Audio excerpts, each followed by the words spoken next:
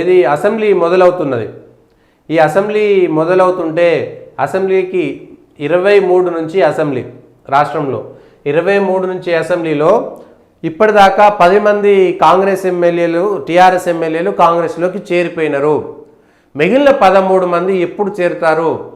23 లోపే BRS LP విలీనం జరగాలనేటువంటి పట్టుతో ఉన్నటువంటి ఇంకా 3 రోజుల సమయం ఉన్నది కాబట్టి ఈ 3 రోజుల సమయంలో బీఆర్ఎస్ ఎల్పీ విలీనం జరుగుతుందా లేదా అనేటువంటిది ఇప్పుడు పెద్ద ప్రశ్నగా మారింది.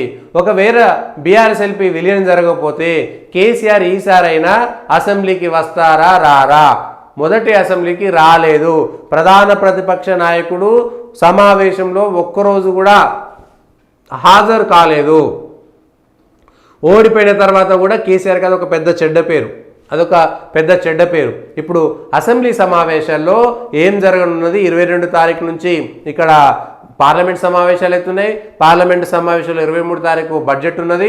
ఆ బడ్జెట్ను బట్టి రాష్ట్ర బడ్జెట్ కూడా మారుతున్నది. అంటే కేంద్ర ప్రభుత్వం నుంచి ఏ నిధులు వస్తాయి, కేంద్ర ప్రభుత్వాలకు సంబంధించి సెంట్రల్లీ స్పాన్సర్డ్ స్కీమ్స్ అయితే ఏవైతే ఉంటాయో, కేంద్ర ప్రభుత్వ ప్రాయోజిత పథకాలు ఏవైతే ఉంటాయో ఆ పథకాలకు సంబంధించినటువంటి నిధుల కేటాయింపును బట్టి రాష్ట్ర ప్రభుత్వం దాన్ని ఆసరాగా చేసుకొని ఇక్కడ ఒక బడ్జెట్ పెట్టేటువంటి అవకాశం ఉంటుంది. కాబట్టి 23 నుంచి అసెంబ్లీ సమావేశాల్లో ఏ అంశాలు చర్చకు వస్తాయి? ఇప్పటిదాకా 6 నెలలు అవుతుంది.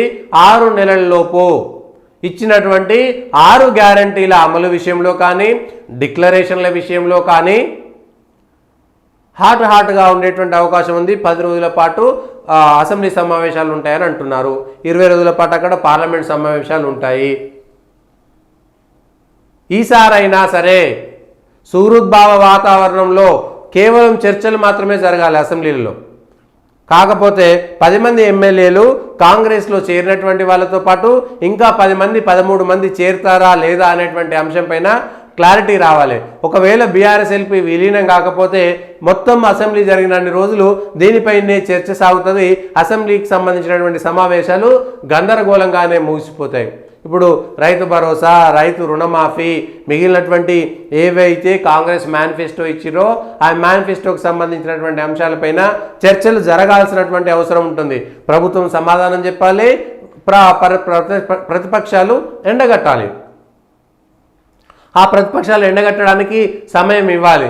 మరి ఎటువైపు వెళ్తుంది ఏమిటి అనేటువంటి విషయం తెలియదు. ఒకటి, కేసీఆర్ అసెంబ్లీకి వస్తాడా రాడా? అసెంబ్లీకి వచ్చేలోపే బీఆర్ఎస్ ఎల్పీ విలీనం అయిపోతుందా లేదా?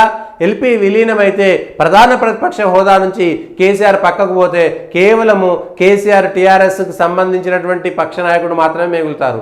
ప్రధాన ప్రతిపక్ష నాయకుడు హోదా పోతుంది. ఆ హోదా పోయిన తర్వాత, హోదా ఉన్నప్పుడు కూడా రాలేదు, అయితే అప్పుడేదో ఇబ్బంది ఉంది, తుంటి ఎంక ఇరిగింది, కానీ ఆ తర్వాత 2-3 రోజులకే అక్కడ నల్గొండలో బహిరంగ సభ పెట్టిండు. రాదలుచుకుంటే రావచ్చు, ప్రత్యేకమైనటువంటి ఏర్పాట్లు పెట్టవచ్చు. ఆ విషయంలో తప్పు జరిగింది, ఖచ్చితంగా అసెంబ్లీకి రావాల్సి ఉండే. కానీ ఇప్పుడు కూడా అసెంబ్లీకి వస్తారా రారా? అసెంబ్లీలో మాట్లాడతారా? మాట్లాడితే గతంలో అధికారంలో ఉన్నప్పుడు 10 ఏళ్ల పాటు తను అవసరం అనుకున్నప్పుడు, తనకు నచ్చినప్పుడు మాట్లాడదలుచుకున్నప్పుడు మాట్లాడినటువంటి కేసీఆర్ ఇప్పుడు ప్రతిపక్ష నాయకుడిగా వచ్చి పోట్లాడి మాట్లాడి అండగా నిలబడగలుగుతారా లేదా? ఇప్పటికే మెదక్లో గెలిచినటువంటి, మెదక్లో పటాన్చెరులో ఉన్నటువంటి ఎమ్మెల్యే కూడా ఎందుకంటే పాత మెదక్ జిల్లా వాళ్ళ కంచుకోట, ఇత్తడికోట, బంగారుకోట, వెండికోటలన్నీ బద్దలైపోయినాయి మొన్న ఎంపీ ఎలక్షన్లో. దాంతో అక్కడ ఉన్నటువంటి ఎమ్మెల్యే కూడా గూడెం మైపాల్ రెడ్డి కూడా వెళ్ళిపోయింది పటాన్చెరు ఎమ్మెల్యే. సో రేపు పొద్దున మిగిలినటువంటి మెదక్లో ఉన్నటువంటి 6 ఎమ్మెల్యేలో 5 ఎమ్మెల్యేలు వెళ్ళిపోతారు అనేటువంటిది ఇప్పుడు చర్చ జరుగుతున్నది. వాళ్ళు వెళ్ళిపోతే పూర్తిగా పట్టు కోల్పోయినట్టే. ఇక గ్రేటర్ హైదరాబాద్కు సంబంధించినటువంటి ఎమ్మెల్యేలు కూడా ఎంతమంది చేరుతారు? ఇప్పటికే అందరూ చేరుతారు. దాదాపుగా బీఆర్ఎస్ ఎల్పీ విలీనం కావడానికి కావాల్సినటువంటి సంఖ్య సమ్మతి వచ్చిందనేటువంటి మాట చెప్తున్నారు. అదే జరిగితే ఇప్పుడు మహబూబ్ నగర్కు సంబంధించినటువంటి విజయుడు ఎమ్మెల్యే అతను చేరితే అక్కడ ఆల్రెడీ బండ్ల కృష్ణమోహన్ రెడ్డి చేరిపోయిండు, విజయుడు ఆయన కూడా చేరిపోయిండు అనుకోండి, అది కూడా అయిపోతుంది.